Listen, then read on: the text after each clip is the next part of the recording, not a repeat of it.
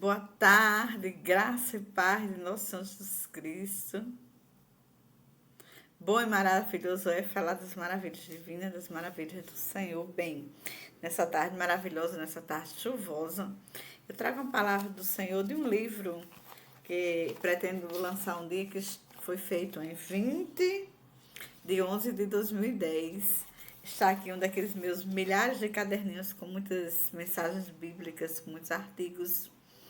Alguns eu já lancei em pequenos fanzines e outros em algumas antologias, mas quero fazer um livro em nome de Jesus com todos os artigos. O Senhor é bom e doce e vai me conceder essa graça. Enfim, quando nós falamos para você, primeiro vem para nós com toda grande certeza. Hoje à tarde, além de eu estar um pouco adoentada, com muitas chuvas, hoje, 8 de 7 de 2022, um dia atípico, altamente chuvoso, muitos alagamentos, a falta de estrutura da cidade provocando grandes coisas, mas não vim falar disso, vim falar de papai.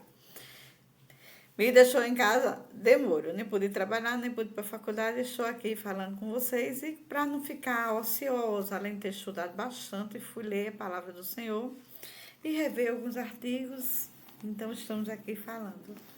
Nessa tarde, encontra-se no livro de Deuteronômio 11, a nossa base do artigo de hoje, versículo 18 ao 21, mas a chave é o versículo 19. Nós vamos ler versículo por versículo e já falando ao seu coração. Amém? Glória a Jesus. Versículo 18 diz assim: Pondo, pois, estas minhas palavras no vosso coração e na vossa alma, atai-as por sinal na vossa mão, para que estejam por frontal entre os olhos. Versículo 19, que é a base, é o respaldo da nossa tarde, da nossa ministração da tarde. Ensinai-as aos vossos filhos, falando delas, assentado em vossa casa, e andando pelo caminho, e deitando-vos e levantando-vos. Versículo 20. Escrevei-as nos murais da vossa casa e nas vossas portas. Versículo 21. Para que se multipliquem os vossos dias e os dias dos vossos filhos na terra, que o Senhor, sob juramento, prometeu dar a vossos pais, e sejam tão numerosos como os dias do céu acima da terra. Amém. Glória a Deus, o Senhor é bom todo tempo Deus é bom. Então, vamos lá falar das nossas ministrações, falar daquilo que viemos. Nesse versículo de Deuteronômio, no 19, e no contexto todo do capítulo 11, do 19 a 21, Deus nos ordena algo, e ordena claramente aos pais que cuidem da vida espiritual de seus filhos. Então, a minha pergunta nessa tarde é: como você está cuidando da vida espiritual do seu filho? Como está a sua responsabilidade perante Deus nesse momento? Quando você analisar o 19, ele é muito profundo, ele fala diretamente ao seu coração. É de uma forma assim tremenda. Eu vou repetir aqui o 19 para que você não esqueça. Ensinai-as aos vossos filhos. É ensinar a palavra de Deus, ensinar as coisas boas que o manual nos ensina para a vida, para o dia a dia. É muito tremendo. Ensinar a vossos filhos falando delas assentadas em tua casa. Diminua a televisão, diminua o Facebook, diminua o Instagram, diminua todas as suas redes sociais e tire um tempinho para falar das maravilhas de Deus, para falar da Bíblia Sagrada com seus filhos. Quando for andando pelo caminho, você pode passear com seus filhos, você pode achar, você pode se divertir, mas sempre lembre de falar de Deus, que a condição até dos seus passos é agradecer por onde você está indo. Quando você for se deitar e quando for levantar, ainda abençoe seus filhos, ainda peça para os seus filhos os abençoar, porque eles também podem lhe abençoar. E deixe pelo menos um versículo, se não quiser ministrar o versículo direto, ministre o conceito do versículo ao coração dele, que fala das maravilhas. Gente, eu quero deixar uma coisa muito grande para vocês. Pais, afeto e carinho é grátis. Afeto e carinho não custa nada. Quando você é um pai afetuoso, um pai carinhoso, isso é de uma sublimidade no coração do seu filho tão grande. Quebra toda a barreira, quebra toda a revolta. E até aquela fase natural da aborrecência, que é quando a criança começa a ser adolescente, até aquela fase é quebrada, é diminuída, é até ressarcida quando você tem muito carinho em casa, com muito amor, com muito afeto, com muita confiança do seu pai. O pai, ele não precisa ser o mandão, ele não precisa ser o manda-chuva, não. Ele precisa ser aquele a quem o filho confia, a quem o filho pode conversar, ter um diálogo franco.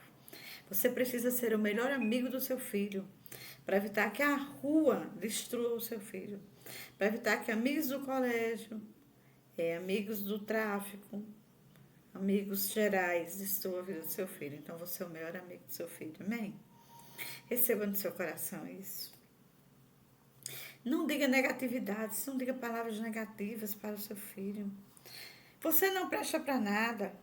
Quando você crescer, vai puxar a carroça, porque o menino está ali começando, e às vezes o menino não tem a sabiência, o menino não sabe fazer os deveres direito, o menino às vezes até precisou ficar em algumas matérias, hoje nem se repete de ano, hoje as coisas estão bem mais modernas, mas não diga isso para o seu filho, o ajude. E leve ao médico, que muitas vezes os meninos têm sérios déficits de atenção e outros déficits que nós não vamos falar agora dos déficits que podem acontecer, mas vamos falar de amor e do seu filho e de cuidados.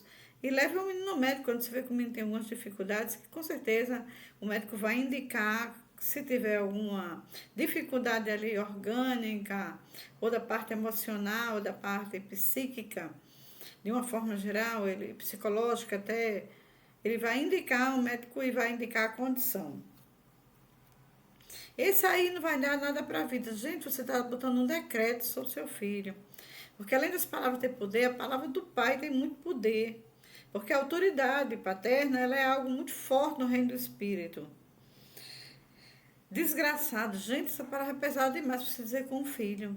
Então, está aqui nessa tarde o alerta de Jade Oliver, um alerta muito forte, para que você comece a mudar a visão que você tenha, a colocação, a forma de você falar com seu filho. Incentive seu filho, fique próximo ao seu filho, que ele está debaixo, com a mão em cima do seu filho embaixo da sua asa. Eis a questão. É exatamente isso aí que você precisa fazer. Evite essas maldições na sua família, essas maldições na sua casa. Sua boca deve ser uma boca abençoadora. Sempre abençoar a sua casa, abençoar seus filhos. Ah, mas você não sabe o que aconteceu. Essa semana minha feira foi reduzida.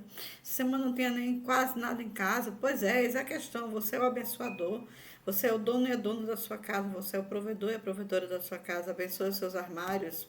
Decreta em nome de Jesus que as coisas vão ficar abertas, que o Senhor vai chegar com providência, que Jeová Jireh vai abrir aquela situação e aquela condição. Isso é muito importante que aconteça na sua casa, que aconteça na sua família. E seu filho vindo ali, você não amaldiçoar, você não murmurar, você não reclamar, ele também vai começar a orar, ele também vai decretar vitória sobre a casa dele, sobre a vida dele, sobre os mantimentos, sobre a abertura de trabalho, abertura de porta de emprego, de um modo geral. Enfim, faça gestos amorosos, sinceros. Beije seu filho, beije sua esposa, abrace seu filho, abrace sua esposa, abrace o cuidador da sua casa. É muito importante você demonstrar afeto. Salmo 2,12 nos diz: beijai o filho, olha que coisa importante. Salmo 2,12: beijai o filho para que não se ire. E Efésios 6,4, não provoque os filhos. Ele diz muito mais, eu estou trazendo aqui só os chamareis. Muitas vezes você provoca tanto seu filho, que seu filho se ira, que seu filho se revolta. Provocações tolas, fúteis, que não são dignas de um pai. O pai não pode provocar o filho. O pai tem que ser amigo do filho, eu vou dizer mais uma vez, direi 70, 200, 800 se for preciso. Você precisa ser amigo do seu filho, você precisa ministrar a palavra ao seu filho, você precisa demonstrar amor ao seu filho. E não os deixe revoltados com as coisas. Quando você impõe, saiba ouvir o seu filho em tudo, até as bobagens. Muitas vezes o filho tem até medo de contar algumas coisas que estão acontecendo no colégio com o pai, alguns bullying, que hoje é muito comum, algum tipo de situação, com medo da reação do pai, por ser um homem bruto, por ser um homem violento, por ser um homem até do tempo bem antigo, mas você precisa quebrar essa barreira. Você precisa ouvir mais seu filho. Deixar ele falar todos os impropérios, todas as besteiras da situação ou da fase da idade, e depois, com muita paciência, com muita calma, você vai lá quebrando aquela situação, ministrando ali o coração do seu filho. Meu filho, olha, aquela situação não pode ser por isso, por isso, por isso, com sinceridade, mostrando.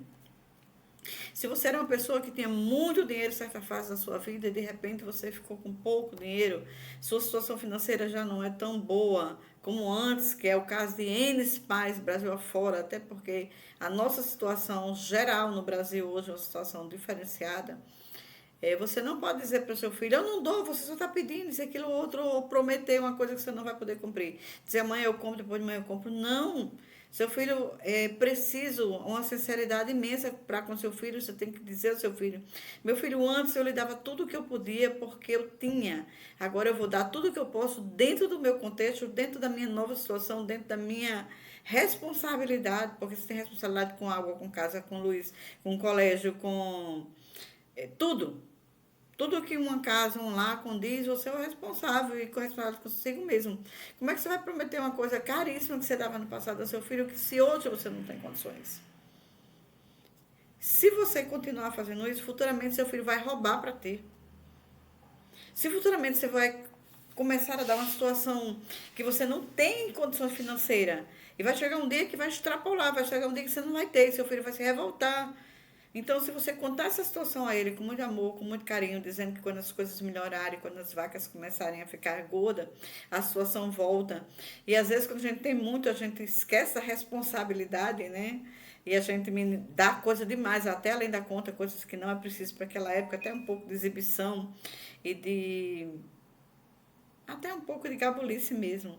A palavra certa é essa, a gente se exibe um pouco quando a gente tem e mima os nossos filhos de uma forma irresponsável. Pai, você é o único culpado do seu filho pedir coisas extravagantes, porque você não soube conduzir sua casa desde quando você tinha muito dinheiro. Nós temos que colocar limites nos nossos filhos, limites na nossa casa, limites na nossa família, porque senão nossa família e nosso filho vai ficar pequenos reizinhos. E reizinhos, eles não têm o critério da obediência, o critério da reverência. Ele já não vai lhe ver mais como pai. E você vai sofrer muito com isso. Bem, não deixe os resultados acontecerem de forma negativa. Receba feedbacks de forma positiva. Saiba trabalhar o seu filho. Saiba trabalhar a sua família. Saiba trabalhar a sua esposa. Sua esposa ela é para ser sua parceira, andar do seu lado. Você nem pode ser acima dela, nem abaixo. Você não pode ser aquele homem que a mulher diz tudo e você diz amém. Nem pode ser aquele homem que você diga tudo e a mulher diz amém. Não. Tem que haver um diálogo franco, um diálogo aberto. Afinal de contas, nós somos tiradas da costela, e a costela é o lado, para a gente caminhar junto, para dividir os problemas, para ter diálogo franco e diálogo aberto. Davi e seu filho Absalão, ele nos dá um grande exemplo. Você veja quantas coisas Absalão fez contra Davi, e também Davi não deu atenção a Absalão em certo momento, e Absalão se revoltou daquela forma que nós conhecemos a palavra e nós sabemos. Eu vou deixar alguns versículos aqui para depois você anotar aí, e você mastigar, e você ler, dá um pouquinho de trabalho a você também. 2 Samuel 13, os versículos 37 e 38. 2 Samuel 14, os versículos 28 e 33. Lucas 10, versículo 5. Que a paz esteja nessa casa. Ele nos diz, dá uma condição assim de paz para a sua casa. E 1 Samuel 25, versículo 6. Eles são muito importantes para nós. É muito bom que você lê esses versículos, você mastigue como uma boa ovelha, como um bom ouvinte. Mesmo que você não seja evangélico, se você é cristão, é bom que você me escute. É bom porque sua casa vai crescer, vai fluir, vai ficar uma casa harmônica. As diferenças de comportamento, ele existe, ó, 5 dedos, nenhum é igual. O Senhor não nos fez igual, o Senhor nos fez com as nossas diferenças, diferenças de comportamento, diferenças de talento. Se nós olharmos para João na Bíblia, o discípulo amoroso, e olharmos para Pedro, o discípulo meio que iracundo, mas de um coração grande, que quando realmente entendeu as maravilhas divinas, se apaixonou de forma grande, de forma tremenda, que chega num dia só a ganhar 3.000 almas por reino. Então, esses temperamentos, eles existem ali, né? próximo ao Getsemane, próximo ao sofrimento de Jesus, ele ainda tira a orelha de Maicon, porque foi no ímpeto. Então, os gênios, eles são variados, a forma de comportamento, eles são variados. Agora, também, o Senhor não deu uma coisa que ele nos cobra de forma muito grande. É, o domínio, a temperança, é frutos do Espírito. E esse fruto do Espírito é cobrado pelo Senhor a nós. Nós temos que ter domínio próprio, temos que ter temperança. E com esse domínio próprio, com essa temperança, é que nós sabemos fazer a dosagem correta do nosso temperamento, do nosso ímpeto, para que as coisas saiam de formas criteriosas, de forma grande, e possamos sarar as causas. A ira, a raiva daquela hora, aquele ímpeto, ele tem um defeito devastador na família, um defeito terrível, ele acaba com qualquer família. E nós vemos isso lá em Jó, capítulo 5, versículo 2. Nós vemos também em Efésios, capítulo 4, versículo 26. Nós vemos em Salmos 37, capítulo 8. Vemos de uma forma grandiosa em Provérbios, capítulo 15, versículo 1. Brigas e discussões também, nós temos muitas na Bíblia, os ensinamentos, que as brigas e as discussões, ela não vêm a nada. A discussão tem que ser na forma de diálogo, tem que ser de forma franca. Você não é obrigado a concordar com ninguém. Você tem que botar seu ponto de vista, mas você tem que saber como vai colocar o seu ponto de vista. Como você vai dizer que a outra pessoa está errada. E também você tem que ceder, você não pode ser aquela pessoa que tem que ter verdades absolutas. Não. Você não é o homem e a mulher da verdade absoluta. Muitas vezes você está em falha, você acredita que tem a verdade absoluta, mas você deve analisar, deve pesar na balança com bom critério. Em Gálatas 5:20 tem lá o resultado das brigas e das absolutas, que nos mostra todas as obras da carne ali naquele pequeno passo a passo, e são obras que elas são constantes na nossa vida. Críticas, ela tem um efeito destruidor, devastador, efeito de causar grandes traumas, profundos traumas até, muitas vezes irreparáveis, porque você não critica para o lado bom, você só sabe criticar o lado ruim. E o lado ruim, ele também precisa ser criticado, mas é tudo o que eu estou tentando lhe dizer, com coerência, com equilíbrio.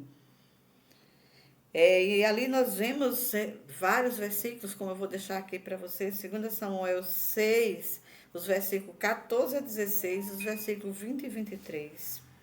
Vemos ali Davi e Mical, é um exemplo assim tremendo. Mical critica o esposo quando ele pulava de alegria na presença do Senhor diante da arca. Ela criticou de uma forma horrível, de uma forma tremenda. E ele estava ali cantando, tocando, e ela foi mordaz, ela foi firme.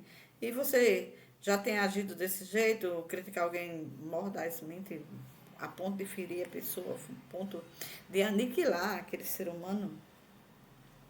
Bem, não existe receitas para solucionar todos os problemas familiares, mas existem recomendações, existem formas de você fazer melhor. E o nosso manual de fé, ele está aqui, nossa Bíblia Sagrada, ele tem toda a condição de nos orientar, de nos tratar, de nos fazer melhores pessoas, nos fazer evoluir, nos fazer mudar, porque a mudança está lá. Só é você trazer para a sua vida. E você também pode orar, você pode vigiar, você pode perdoar, você pode conciliar. Isso você pode. Efésios 5, versículo 28, diz que quem ama sua esposa ama a si mesmo. Olha como é forte, muito forte. Versículo 5:33, ele diz: o amor do marido e o respeito da mulher. Está lá, condicionado. Zacarias 4:6, ele traz uma coisa muito forte. Não por força nem por violência, mas pelo meu espírito, diz o Senhor dos Exércitos. Então isso é muito forte, é um tempo de renovo, é um tempo de cuidado com sua família, é um tempo de muito amor com sua família. O Senhor nos trouxe aí uma pandemia que nos deixou em casa um ano, quase 2 anos, e muitas coisas se quebraram, muitas pessoas entraram em depressão porque ficaram com as famílias. Muitas coisas descobriram quão não perfeitas eram as suas famílias. E muitas pessoas também se aproximaram das famílias que estavam muito distantes. Talvez isso tenha sido até um ensinamento do Senhor também, para que a gente dê um boom, dê um estalo, dê uma nova visão. E tudo isso acontece, meus amigos. Então, deixa aqui essa palavra nessa tarde. Restaure sua família enquanto pode. Restaure sua vida enquanto pode. Não estou lhe dizendo volte imediatamente para sua casa, para sua família, porque muitas vezes houve uma condição tão sine qua non que não dá mais para você restaurar aquela mesma família. Mas dá para você ser amigo, Thaís, não com amante, mas amigo. Dá para você, seus filhos se estiverem lá com ela, você ter ser um pai de excelência. E se tiver em casa ainda, há tempo de restaurar, sacudir a poeira, soprar as cinzas e deixar o fogo fumegar. Dá tempo. Dá tempo mesmo. Eu amo a minha família. Shalom Adonai, eu amo o Senhor por ter me dado a minha família. Minha família é muito importante para mim. E eu quero que a sua família seja muito importante para você e que você saiba lidar com ela. Eu te abençoo em nome do Pai, do Filho e do Espírito Santo. A ti, a tua casa e a tua família. Shalom.